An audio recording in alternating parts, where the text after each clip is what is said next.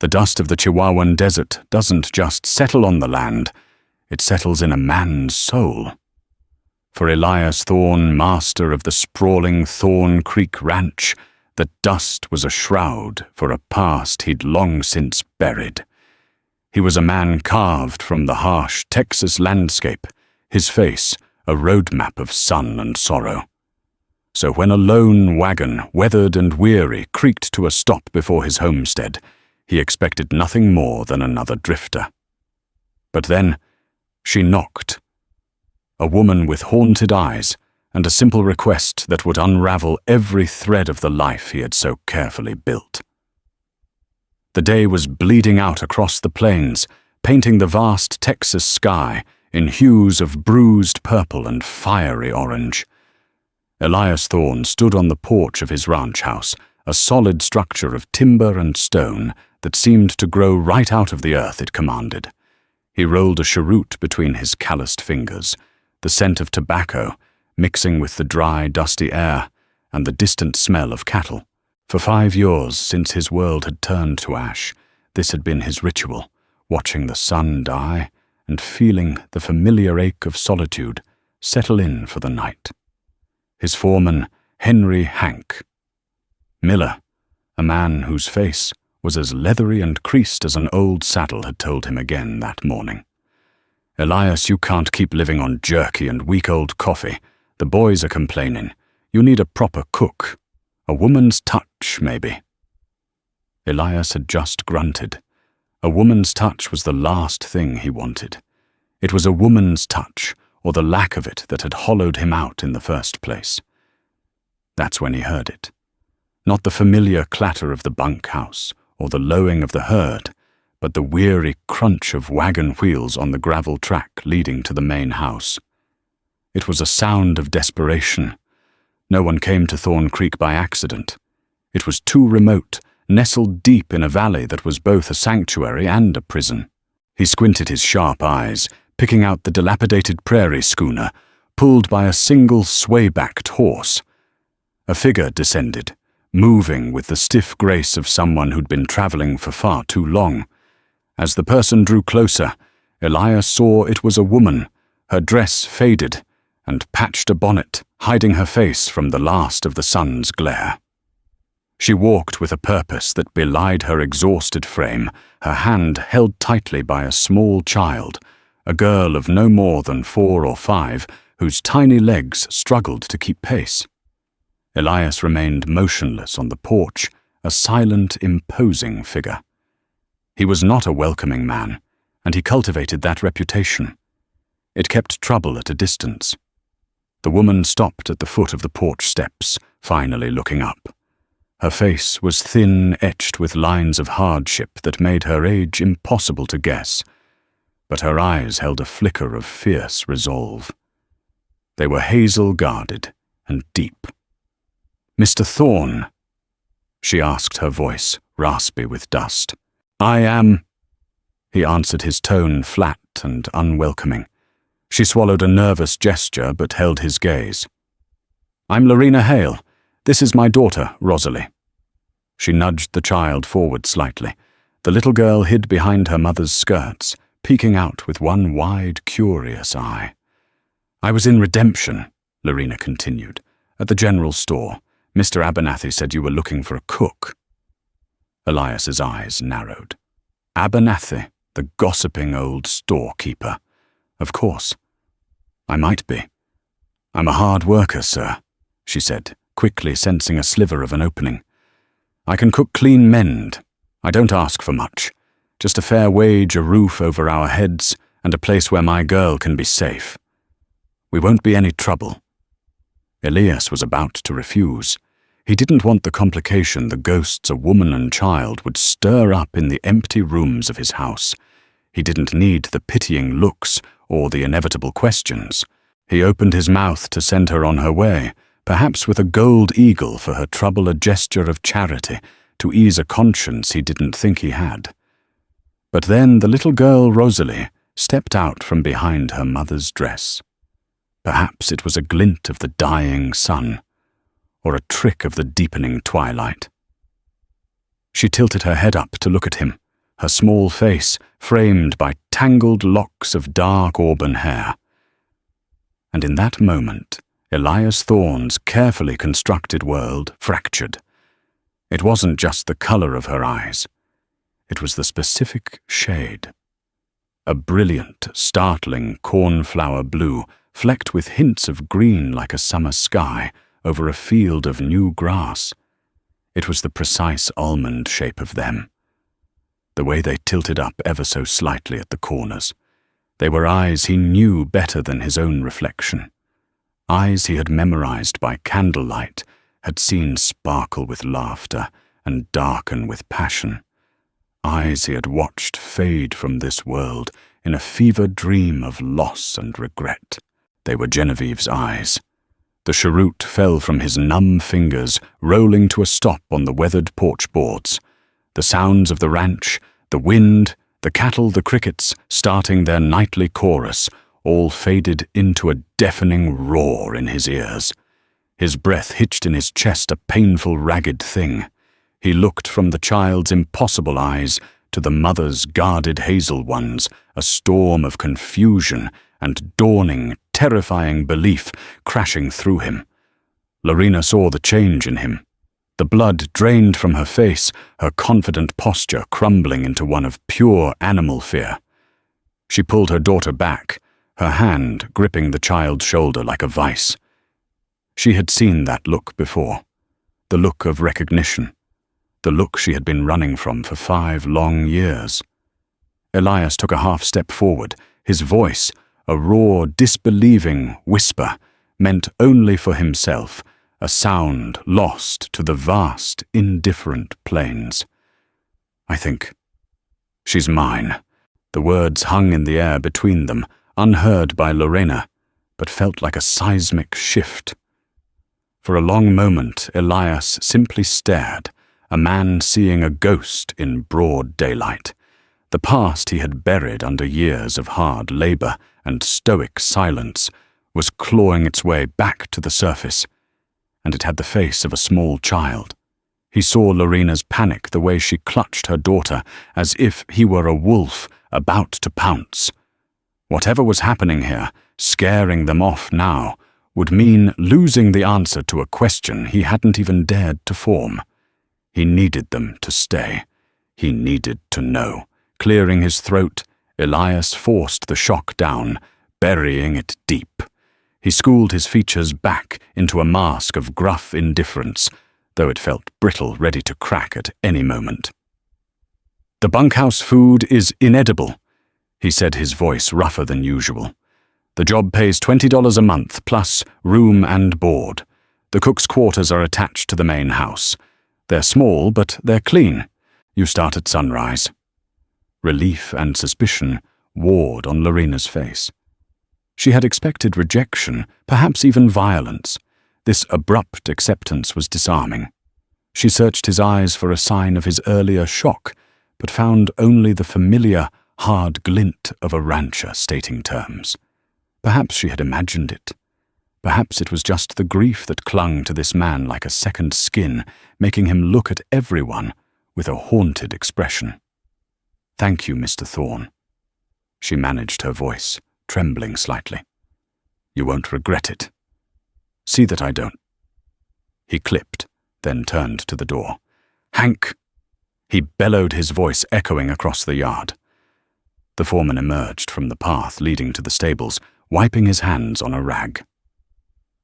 "Boss, this is Lorena Hale and her daughter Rosalie. She's our new cook. See to their wagon and get them settled in the quarters. Get one of the boys to bring their things." Hank's eyebrows shot up in surprise, but years of working for Elias had taught him not to question a direct order. He tipped his hat respectfully to Lorena. "Ma'am, this way." As Hank led the woman and child away, Elias retreated into the cavernous quiet of his house. He poured himself a whiskey with a shaking hand, the amber liquid sloshing over the rim of the glass. He downed it in one fiery gulp, the burn in his throat, doing little to quell the inferno in his chest. Genevieve's eyes. He strode into his study, a room filled with maps of his land ledgers and the faint, dusty smell of old paper. From a locked drawer in his heavy oak desk, he pulled out a small, velvet-lined box. He hadn't opened it in years. Inside, nestled against the faded fabric, was a single hand-painted miniature portrait. It was Genevieve. Her hair was a cascade of dark auburn, her smile radiant and defiant.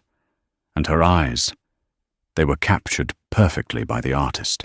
The same cornflower blue, the same almond shape, the same mischievous tilt.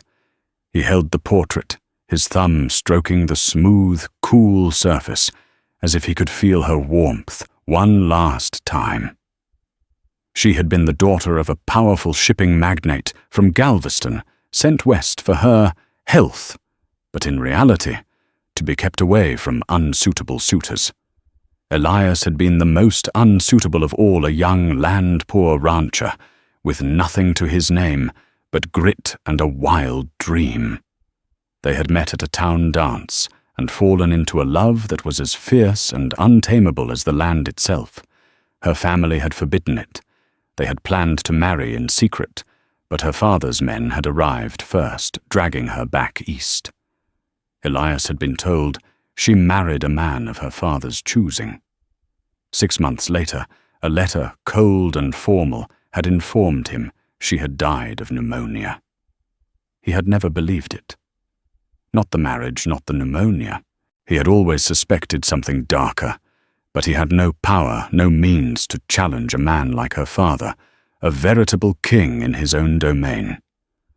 So he had grieved, and he had worked, turning his small patch of dirt into an empire of cattle and grass, a monument to a love that had been stolen from him. And now a child with her eyes had appeared on his doorstep. The next few days passed in a state of surreal tension. Lorena was an exceptional cook. The smell of baking bread, sizzling bacon, and rich stews replaced the stale air of neglect in the main house. The ranch hands, initially wary, were won over by the first hot meal.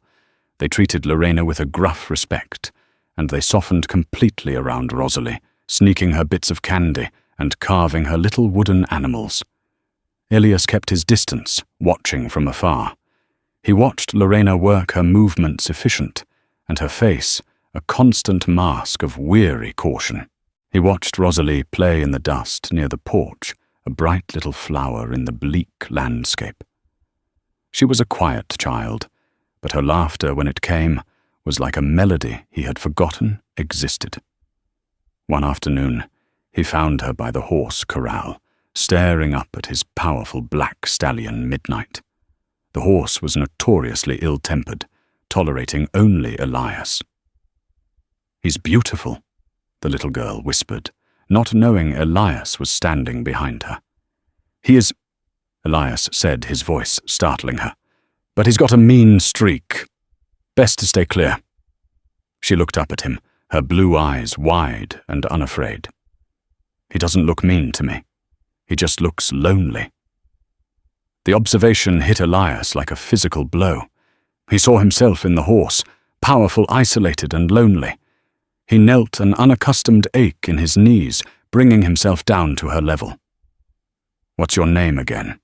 he asked, though he knew it as well as his own. "Rosalie."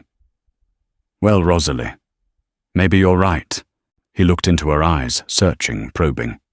Where was your pa from?" Rosalie's face fell. "Mama says he went to heaven before I was born. She says he was a brave man." The answer was practiced rote, a story told and retold to a curious child. It told him nothing and everything. Later that evening, Hank found Elias on the porch, staring out into the darkness. "She's a good woman, that Lorena," Hank said, lighting his pipe. "And the little one's a ray of sunshine. It's good to have some life in this old house again." Elias grunted. "Funny thing, though," Hank continued, puffing thoughtfully. "The girl, she's got a look about her. A look I feel like I've seen before." Hank was one of the few who had known Elias back when Genevieve was still with him. He was treading carefully, but his meaning was clear. "It's just your imagination, old man," Elias said, his voice tight. "Maybe," Hank conceded, taking the hint. "But imagination is a powerful thing. Sometimes it shows you the truth you're too scared to look at directly." Hank ambled off toward the bunkhouse, leaving Elias alone with the cold night and the even colder certainty growing in his gut. This was no coincidence. Lorena hadn't just stumbled upon his ranch. She had sought it out. She knew something. She knew everything. And he, Elias Thorn, a man who controlled thousands of acres and herds of cattle, was completely at the mercy of the secrets held by a penniless cook. A month bled into the next. A fragile, unspoken truce settled over Thorn Creek Ranch. Elias, Lorena, and Rosalie orbited each other in a careful, silent dance. By day, Lorena ran the household with quiet efficiency, her presence smoothing the rough edges of Elias's solitary life. He found his shirts mended without asking a hot meal, waiting no matter how late he returned from the range, and a subtle order returning to rooms that had long been surrendered to dust and memory. Rosalie was the center of this new gravity. The little girl, no longer hiding behind her mother's skirts, began to explore her new world. She followed Hank to the stables, asking endless questions about the horses. She sat on the porch steps, reading from old almanacs Elias had left, lying around her small voice, murmuring made-up stories to an audience of dust motes. Elias found himself drawn to her, a moth to a flame that threatened to burn him. He started leaving his work an hour earlier, timing his return to catch her before Lorena called her in for the night.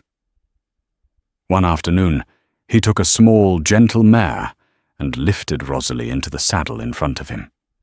Her tiny body was stiff with nervous excitement at first, but as they trotted slowly around the main yard, she relaxed, her delighted laughter echoing in the still air. "Higher, Mr. Thorn, faster!" she squealed. For the first time in 5 years, a genuine smile touched Elias's lips. He felt a forgotten warmth spread through his chest, a dangerous and addictive feeling. He looked down at the top of her head, the auburn hair so like Genevieve's, and the ache of his old grief mingled with a new, fierce sense of possession. Lorena watched them from the kitchen window, a dishcloth frozen in her hands. Her face was a mask of complicated emotions. There was relief in seeing her daughter so happy and safe, but it was overshadowed by a deep, gnawing fear. This was what she had dreaded. The bond forming between them was a tangible thing, a rope pulling the truth closer to the surface with every passing day. Elias was not a stupid man. His kindness was not simple charity. It was an investigation. One evening after Rosalie was asleep in her small bed, Elias found Lorena on the back porch, mending one of his shirts by the light of a lantern. The night was quiet, save for the chirping of crickets. "She's a bright child," Elias said, breaking the silence. He leaned against a porch post, his large frame seeming to swallow the small space. Lorena didn't look up from her sewing. "She is. Takes a strong woman to raise a child like that on her own," he continued, his voice deceptively casual. "Her father must have been a good man." The needle in Lorena's hand paused for a fraction of a second. "He was," she said, her voice tight, "a prospector. Went looking for gold in the mountains and never came back. A rock slide, they said." The story was smooth, well rehearsed, but her knuckles were white where she gripped the shirt. Elias's patience, worn thin by weeks of silent speculation, finally snapped. And what was his name, this prospector? Lorena finally looked up, her hazel eyes flashing with a spark of defiance, born of desperation. "His name was John. John Hale." The lie was so bald, so simple, it was almost an insult. Elias felt a surge of anger. He wasn't some fool to be placated with children's stories. He wanted to grab her, to shake the truth from her, to demand she explain the ghost of his dead love he saw every time he looked at her daughter. But he reined himself in. An explosion would send her running, and he couldn't risk that. He would play her game for now. "A shame," he said, his voice dropping, becoming cold and sharp. "The mountains have a way of taking good men." He turned and walked back into the house, leaving her in the flickering lantern light, the unspoken threat hanging in the air between them. Lorena's hands trembled, and she finally put the sewing aside, her carefully constructed wall beginning to crumble. The warning came 2 weeks later, not as a whisper, but on the back of a freight wagon. A grizzled driver named Peterson, who made a monthly run from San Antonio through the smaller settlements, pulled up to the ranch with supplies. While the hands unloaded sacks of flour and coffee beans, Peterson handed Hank a small sealed envelope. "This is for your cook, Lorena Hale," he said, spitting a stream of tobacco juice into the dust. "Fellow in redemption paid me 2 bits to make sure it got to her. Said it was urgent." Hank, knowing the tension that simmered in the house, took the letter with a sense of foreboding. He found Lorena kneading dough in the kitchen, her sleeves rolled up to her elbows. "A letter for you, Lorena," he said gently, holding it out. The change was instantaneous and terrifying. All the color drained from Lorena's face, leaving it a sickly pale gray. Her eyes, wide with panic, darted from the letter to the windows, as if expecting to see monsters peering in. "Who?" she whispered, her voice barely audible. "Who is it from?" Peterson didn't say. "Just a man in town." With a trembling hand, she took the envelope. She didn't open it. She just stared at the unfamiliar script, her breath coming in short, panicked gasps. She clutched it to her chest and fled to her room, slamming the door behind her. From his study, Elias had heard the exchange. He walked into the kitchen, his expression dark. "What was that about?" Hank shook his head, his face grim. "A letter. From someone in town." She looked like she'd seen the devil himself, Elias. Elias stared at the closed door to the cook's quarters. The truce was over. Whatever Lorena Hale had been running from it was catching up. And it was coming for his ranch, for the little girl with Genevieve's eyes, and for the truth he was now certain would be more devastating than he could ever have imagined. The whispers of the past were about to become a roar. The letter shattered the fragile peace of Thorn Creek. Lorena became a ghost in the house she maintained. She performed her duties mechanically, her face etched with a constant, harrowing anxiety. She startled at every unexpected sound, a horse whinnying, a door slamming in the wind, the distant shout of a ranch hand. She kept Rosalie glued to her side, no longer allowing her to wander to the stables or play on the porch alone. The light in the little girl's eyes began to dim, replaced by a confused sadness. Elias watched this transformation with a grim, mounting anger. The fear radiating from Lorena was a palpable thing, poisoning the air. Whatever was in that letter was a direct threat, and by extension, a threat to his ranch, and the child he was now certain was his blood. He gave her 2 days. 2 days of watching her waste away, of seeing Rosalie's bewilderment. Then he decided he had waited long enough. He cornered her in the kitchen one night after the rest of the ranch was asleep. He bolted the main door and stood before her. His arms crossed over his chest, an immovable object. The half-opened letter lay on the table, its contents still a secret. "The game is over. Lorena," he said, his voice low and dangerous. "You are going to tell me what has you so spooked. You look like you're about to jump out of your own skin.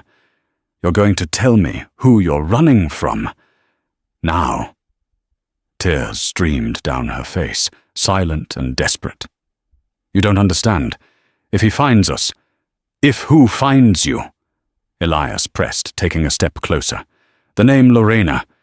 Give me the name. You can't help, she sobbed, shaking her head. No one can. He's powerful. He's relentless. I have 200 head of cattle, 10,000 acres of land, and a dozen men who will follow my word as if it were scripture. Elias countered, his voice like iron. Try me. His sheer force of will seemed to break something inside her. She sank onto a kitchen chair, her body trembling. His name is Bartholomew Corrian. She whispered the name, tasting like poison on her tongue. They call him Bart. The name meant nothing to Elias. And who is Bart Corrian to you? Lorena's story came out in a torrent, a confession held back for years. She hadn't been a prospector's wife. She was from Santa Fe. Her family had once been respectable merchants, but they had fallen on hard times, losing everything.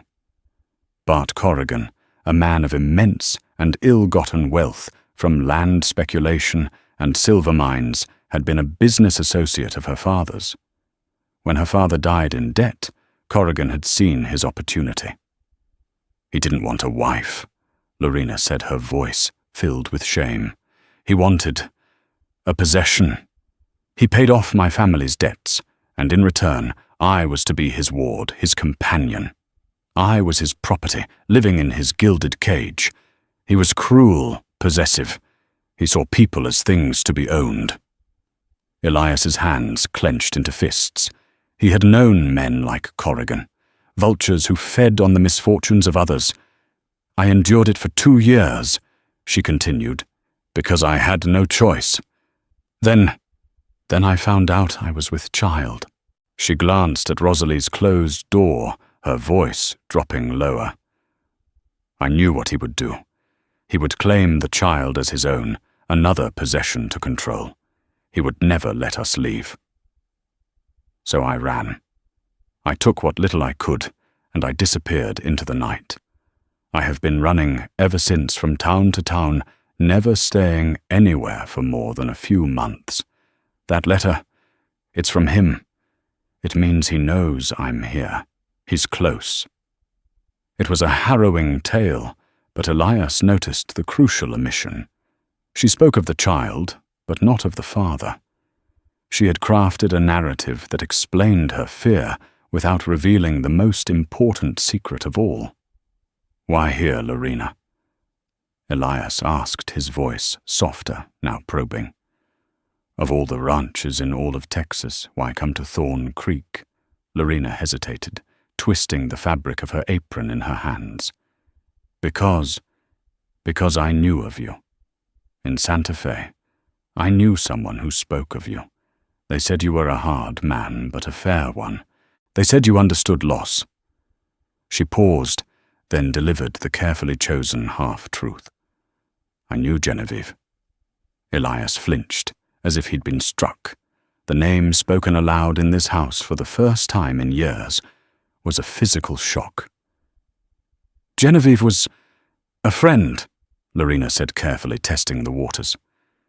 Before she was sent away from you, she spoke of you, of this place. I hoped, it would be the one place Corrian would never think to look, a place tied to a ghost. It was brilliant in its own way, a story designed to earn his sympathy and his protection by invoking the name of his greatest love while keeping the child's true parentage hidden. But she had miscalculated. Invoking Genevieve's name didn't just earn his sympathy, it solidified his conviction. He'd looked at her at the terror in her eyes, and he made a decision. He would protect her. He would protect them both. Not just because it was the right thing to do, but because he was protecting his own. He would let her keep her final secret for now. Confronting her with the whole truth would have to wait. The immediate danger was real. Corrian will not set foot on this ranch, Elias declared, his voice ringing with absolute authority. You and Rosalie are under my protection. This is your home now. No one will harm you here." He reached out and picked up the letter from the table. Without reading it, he walked to the cast-iron stove, opened the firebox, and tossed it into the glowing embers. They watched together as the paper curled, blackened, and turned to ash, the threat it carried, consumed by the flames. For the first time in 5 years, Lorena felt a flicker of hope. But as she looked at Elias's grim, determined face, she knew she had only traded one cage for another. The shadow of Bart Corrigan was terrifying, but the power of Elias Thorn's simmering truth was a force of nature all its own. Elias Thorn's declaration turned the ranch into a fortress. He was a man preparing for war. He doubled the night watch, positioning armed hands at the valley's entrance and on the ridges overlooking the homestead. He rode the perimeter himself each day, his Winchester rifle resting in its scabbard, his eyes scanning the horizon for any sign of approaching trouble. The calm, productive rhythm of the ranch was replaced by a quiet, vigilant tension. The hands loyal to a fault didn't need a full explanation. Hank had told them enough. There's trouble coming for the cook and her little girl. The boss says we keep 'em safe. That was all they needed to hear. These were hard men, and the idea of a wealthy predator hunting a woman and child offended their rough-hewn code of honor. Lorena watched it all unfold with a mixture of awe and terror. She had never known protection like this. The sheer force of Elias's will was a shield around her and Rosalie, but it was a shield that was also a cage trapping her with the man whose life she had overturned. Rosalie, sensitive to the shift in atmosphere, grew more withdrawn. She understood that the grim-faced men with rifles were there for her and her mother. One evening she came to Elias as he was cleaning his Colt revolver on the porch. "Are the bad men coming, Mr. Thorn?" she asked, her blue eyes wide and serious. Elias stopped his work and looked at her. He couldn't lie to those eyes. "There's a man who wants to bother your mother. We're just making sure he can't." "Are you going to protect us?" she asked. "With my life?" He answered the words, coming out with a conviction that startled even himself. A week passed, the tension stretched thin. Then the news came. Hank rode in from the town of Redemption, his face grim. "Elias, there are 2 men in town. Strangers. Flashy clothes, expensive guns. They're staying at the hotel, buying rounds of whiskey at the saloon, and asking questions." "What kind of questions?" Elias asked, his voice dangerously low. "About a woman," Hank said. "A woman traveling alone with a little girl with dark red hair. They're describing Lorena." The hunt was over. Corrigan's men had found their trail. They weren't brazen enough to ride directly up to the formidable Thorn Creek Ranch. They were gathering information, probing for weaknesses. Time had run out. That night, Elias waited until the house was still. He built up the fire in the main room's hearth, the flames casting long dancing shadows on the walls. He sent Hank to fetch Lorena, telling him to make sure Rosalie was fast asleep. Lorena entered the room, her face pale. She saw the look on Elias's face and knew this was the final reckoning. He gestured for her to sit in the armchair opposite his. For a long moment, he just stared into the fire. "His men are in Redemption," he said, without preamble. "It's only a matter of time before Corrigan himself shows up. They'll come here, and when they do, there will be blood.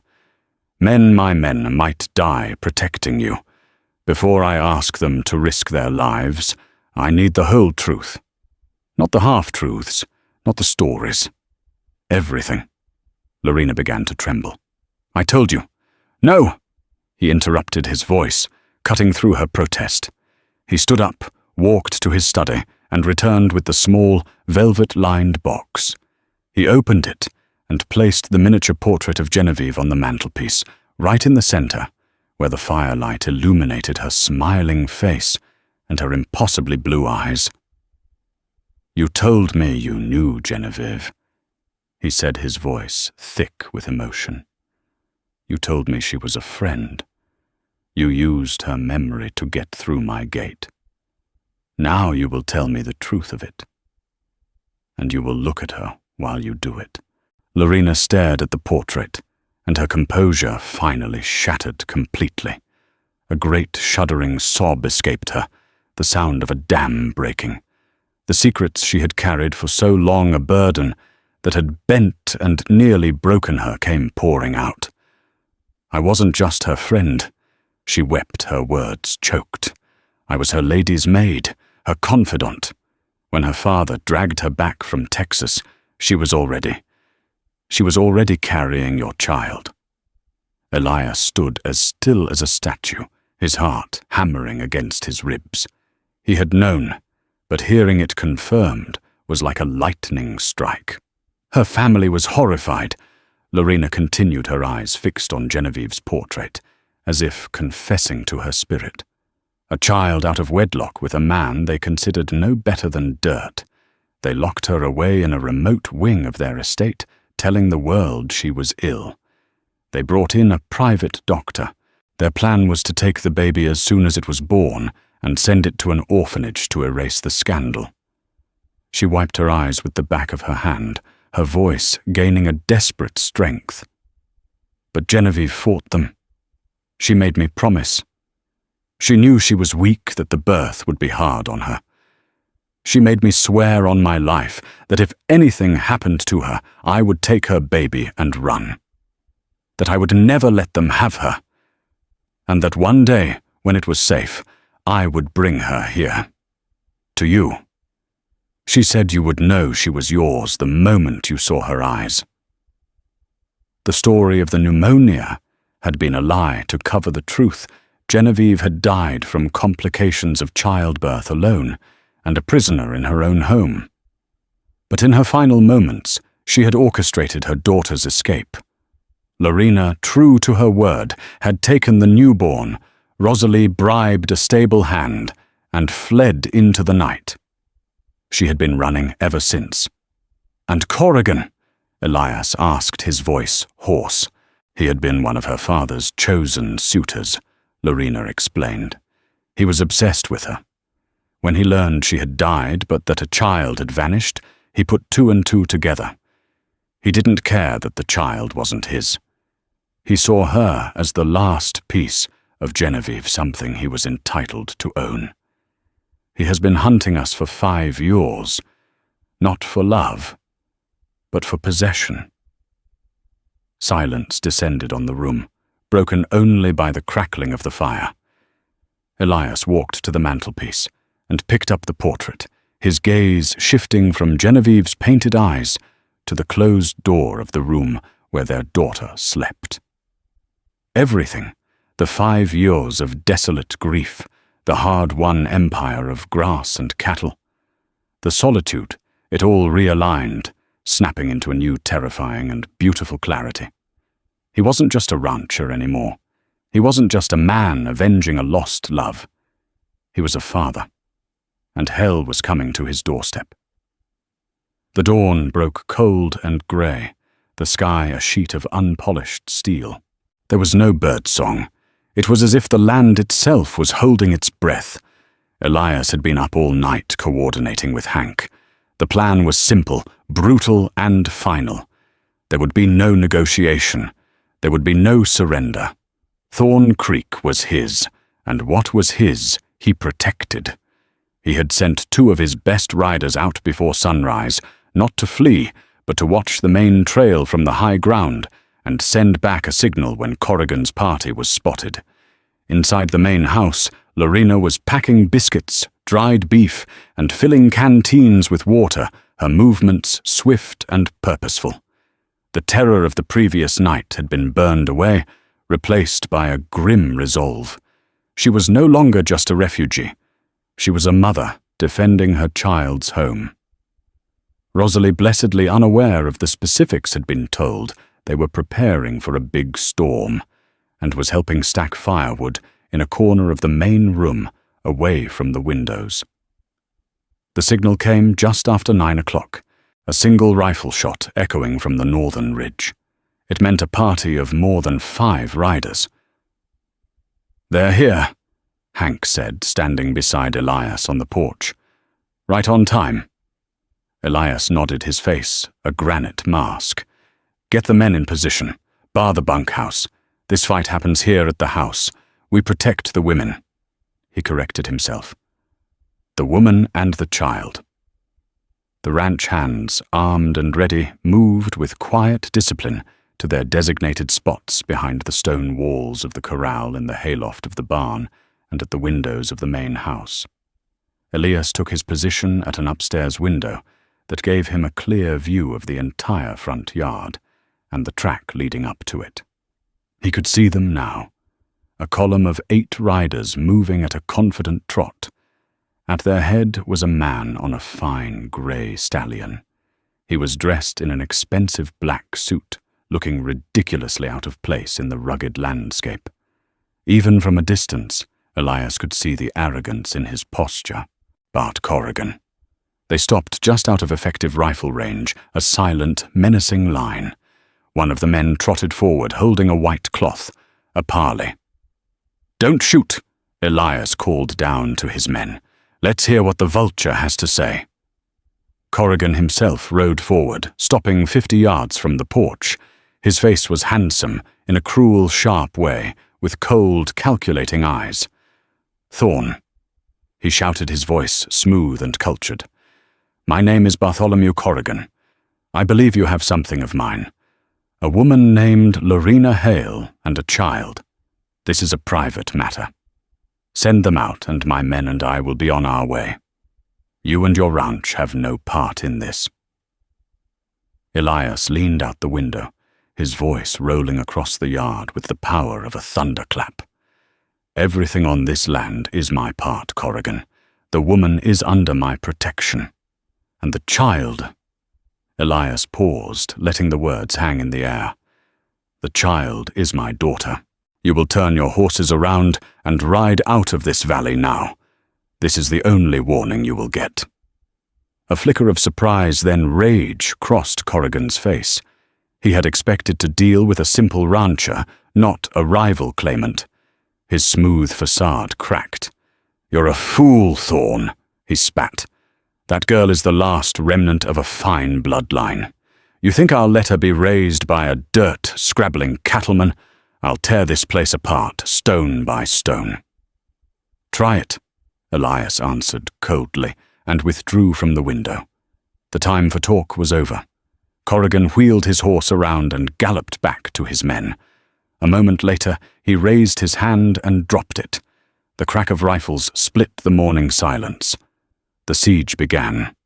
Corrigan's men were hired guns professionals.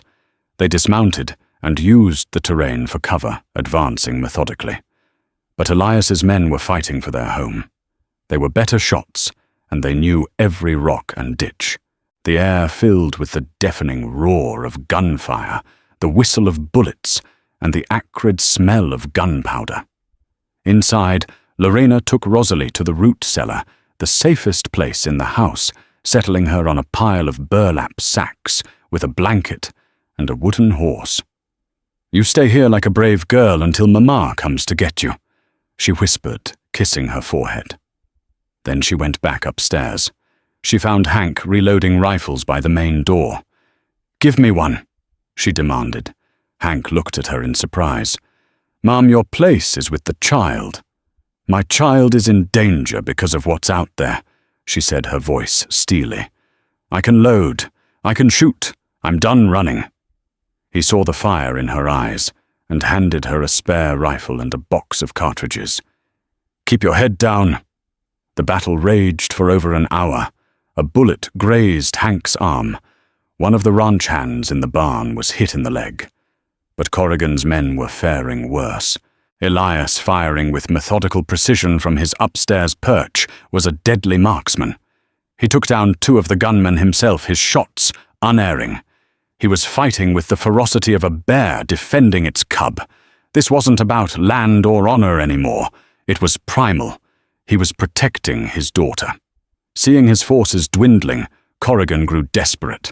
He and his remaining 3 men made a final reckless charge toward the house, hoping to overwhelm the defenders through sheer audacity. It was a fatal mistake. The concentrated fire from the house and the corral was devastating. One gunman was thrown from his saddle. Another clutched his chest and fell. Corrigan's fine grey stallion went down screaming, pinning his leg beneath it. An eerie silence fell over the ranch, broken only by the groans of the wounded and the frantic gasps of the trapped Corrigan. Elias descended the stairs, his rifle held ready. He walked out onto the porch, followed by Hank and a few of the other hands. He strode across the yard and stood over the wealthy man, who was now just a panicked, broken figure, scrabbling at the weight of his dead horse. Corrigan looked up at him, his face a mask of sweat and dirt, his arrogance replaced by terror. "Please," he whimpered. "My leg, I think it's broken.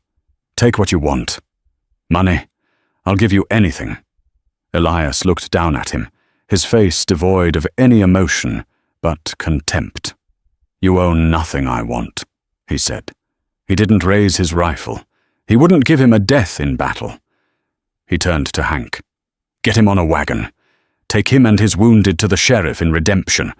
Tell Sheriff Miller that Bart Corrigan and his men are to be charged with attempted murder and trespass. Tell him I'll be there tomorrow to sign the complaint." He turned and walked back toward the house, not giving Corrigan another glance. He had won. The shadow that had haunted Lorena and Rosalie for 5 long years had been vanquished not by running, but by standing their ground. He walked into the house, past a bloodied but resolute Hank, and past Lorena, who was looking at him with eyes full of awe, respect, and something more. He went to the cellar door, opened it, and called down into the darkness. "Rosalie, it's over. The storm has passed." The aftermath of the siege was quiet and raw. The sun, finally breaking through the clouds, cast long shadows across the yard, illuminating the scars of the battle pockmarks on the stone walls, splintered wood on the porch railing, and the dark, disturbed earth where men had fallen. The last of Corrigan's men, wounded and defeated, were hauled away on a wagon, their departure marking the definitive end of a long and terrifying chapter. Hank, his arm bandaged, oversaw the grim cleanup with a quiet efficiency. The ranch hands, though nursing minor injuries and exhaustion, moved with a new sense of pride. They hadn't just defended their boss's property, they had defended a family. They had defended the little girl who had, in a few short months, captured their collective heart. Inside the main house, a different kind of quiet reigned. Elias sat at the large dining table staring at his hands. They were the same hands that could calm a wild horse, brand a calf, and fire a rifle with deadly accuracy. But now they felt clumsy and uncertain. He was a father. The reality of it was a weight and a wonder, a territory far more vast and uncharted than any of his sprawling pastures. Lorena came and placed a cup of steaming coffee in front of him. She had cleaned herself up, but the smudge of gunpowder on her cheek and the fierce light in her eyes remained. She was no longer the frightened, haunted woman who had arrived on his doorstep. The siege had forged her into something new, something strong. "Thank you, Elias," she said, her voice soft but firm. There was no deference in it now, only a deep, abiding gratitude between equals. "I protected what was mine," he replied, his gaze lifting to meet hers. It was a simple statement, but it held a world of meaning. It included the ranch, the child, and her. He looked toward the living room where Rosalie was sitting by the hearth. The fear had finally left her face, replaced by a child's simple relief.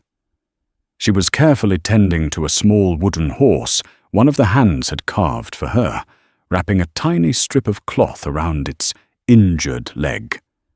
Seeing her so innocent and unaware of the full scope of the day's violence solidified something in Elias's soul. He stood up and walked over to his daughter. He knelt before her, the gesture feeling more natural this time. "Rosalie," he began, his voice rough with emotion. "There's something I need to tell you. Something your mother and I should have told you." The little girl looked up, her cornflower blue eyes, Genevieve's eyes full of trust. "Your father," Elias said, his throat tight. "He didn't die in the mountains. He was waiting for you. He just didn't know you were here yet." He took a deep breath. "I'm your father, Rosalie." She stared at him, her little brow furrowed in concentration, processing the monumental words. She looked from Elias's earnest, rugged face to her mother, who stood watching them, tears silently tracing paths down her cheeks. Lorena nodded, giving her a small, encouraging smile. Rosalie then looked back at Elias. She didn't say anything at first. She simply reached out a small hand and gently touched the rough, weathered skin of his cheek. It was a gesture of simple, profound acceptance. "Does this mean," she asked in a small voice, "that I can ride midnight?" A choked laugh escaped Elias's lips, a sound of pure, unadulterated joy. "Yes," he said, pulling her into a fierce, protective hug. "Yes, you can." The days that followed were not a storybook ending, but a real beginning. There were no grand declarations or sudden transformations. Instead, a new family began to take shape, forged in secrets and sealed in conflict. Elias Thorn, the solitary rancher, learned the awkward, wonderful language of fatherhood, how to mend a broken toy, how to answer 1,000 questions, how to tuck a child into bed at night. Lorena was no longer just the cook. She became the mistress of the house, in truth, a partner to Elias in raising his daughter. They never spoke of romance or remarriage. Their bond was something different, built on shared peril, mutual respect, and a deep, abiding love for the child who connected them. They were two pillars supporting the same roof, providing shelter and strength for the little life between them. One evening, weeks later, the three of them stood on the porch, watching the sun set over the plains. The sky was clear, painted in brilliant strokes of gold and rose. Rosalie stood between Elias and Lorena, holding both their hands. The land before them, once a monument to Elias's grief, now stretched out as a promise. It was no longer just Thorn Creek Ranch. It was home. And so the dust of the Chihuahuan desert, which once settled like a shroud over Elias Thorn's heart, was finally swept away by the winds of change. A simple knock on the door, a desperate woman's plea, and the impossible eyes of a little girl were all it took to resurrect a buried past and forge a new future. Their story reminds us that family isn't always born of convention, but is often forged in the fires of adversity, loyalty, and love. It teaches us that home isn't just a place you own, but a place you protect, and the deepest secrets once brought into the light can sometimes lead to the most profound truths. What did you think of Elias's and Lorena's journey? What would you have done in their shoes? Let us know in the comments below.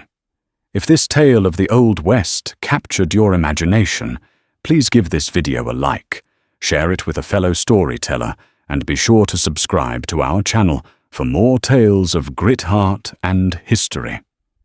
Don't forget to ring that notification bell so you never miss a new story from the frontier.